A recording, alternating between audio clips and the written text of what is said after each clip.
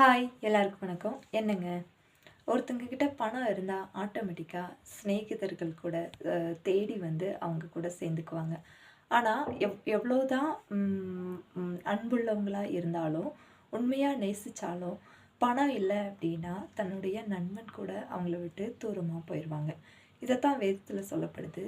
சிநேகிதன் அதாவது செல்வம் உள்ளவனுக்கு சிநேகிதன் வந்து சேர்வார்கள், தரித்திரனோ தன் சிநேகிதனாலும் நெகிழப்படுவான் அப்படின்னு சொல்லப்பட்டிருக்குது. ஆமாங்க, நம்மக்கிட்ட பணம் இருக்குது அப்படின்னா கண்டிப்பாக நம்மளுடைய சிநேகிதர்களோட எண்ணிக்கை அதிகமாக தான் இருக்கும். ஆனால் பணம் இல்லை அப்படின்னா நம்ம என்னதான் உண்மையாக சிநேகித்தாலும் அவங்க நம்மளை விட்டு தூரமாக போயிடுவாங்க. இது சிநேகிதத்தில் மட்டும் இல்லை, உறவுகளுக்குள்ள கூட இந்த காலம் அது பரவலாக காணப்பட்டுட்டு தான் வருது. ஸோ நீங்கள் தரித்திரனா இருக்கிறேனே, நான் உண்மையான அன்பு கூர்றேன், ஆனால் அவங்க என்னை விட்டு போகிறாங்களே அப்படின்னு சொல்லி ஒருபோதும் கவலைப்படாதீங்க.